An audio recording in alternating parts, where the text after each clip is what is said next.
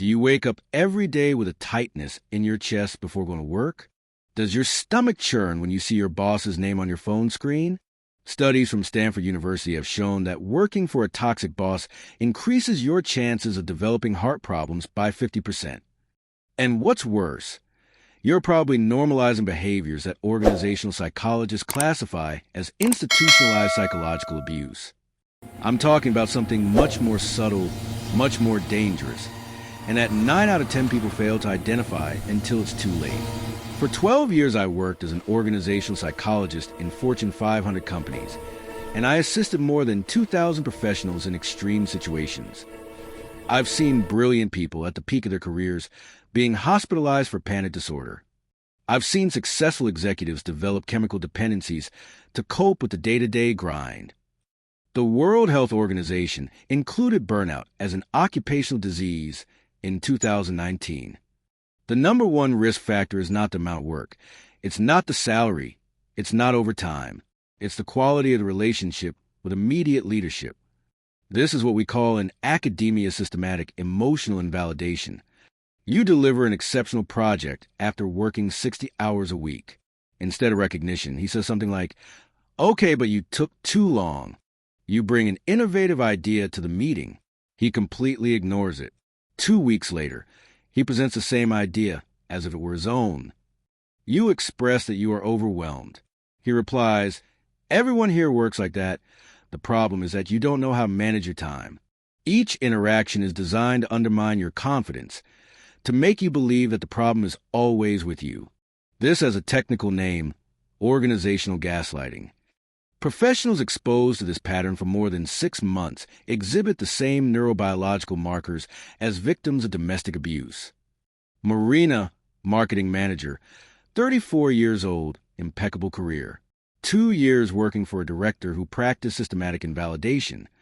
Result: 3 hospitalizations for anxiety attacks, development of post-traumatic stress disorder. Carlos, a 28-year-old financial analyst, stayed in that environment for 3 years because he needed the salary. He developed such severe panic disorder that he can no longer work in the office. Today she does freelance work from home because she can't stand having a boss anymore. Juliana, a 41-year-old lawyer, endured 5 years believing that she was a problem. When she finally got out, it took her 8 months to find another job because the experience had so thoroughly destroyed her confidence. According to data from the Institute of Work Psychology, 34% of Brazilian professionals have already lost more than 30 days of work due to issues related to toxic bosses. And the average time for a complete psychological recovery after leaving? Between 18 and 24 months. First, you constantly receive contradictory feedback. 1 week he wants you to be more proactive. The next he complains that you are making decisions without consulting. Secondly, your successes are minimized and your mistakes are amplified. You get 9 out of 10 things right. He focuses on the one that went wrong. Third, he uses personal information you've shared against you. You mention you have anxiety, and now every time you disagree, he suggests you're too anxious.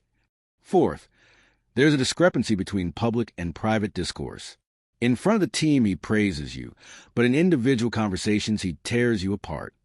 Fifth, you feel the need to document everything because you're afraid of being accused of things you didn't do.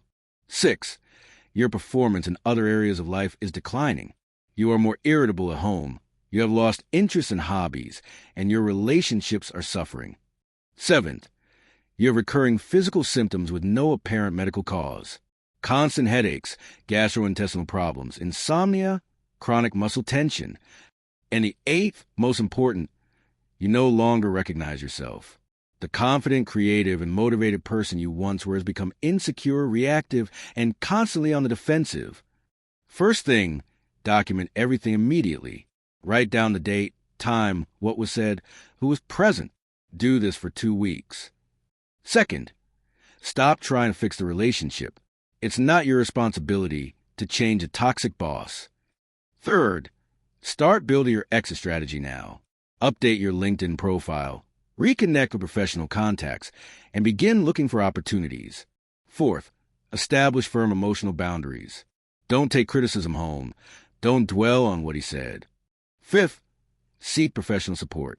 Therapy is not a sign of weakness. It's a smart survival strategy. Friday, consider internal resources if your company is large. HR, Ombudsman, Ethics Committee. And seventh, the most important, give yourself permission to go out. Your mental health is worth more than any line on your resume. If you made it this far, leave a comment saying, "I deserve respect," so I know this message reached you.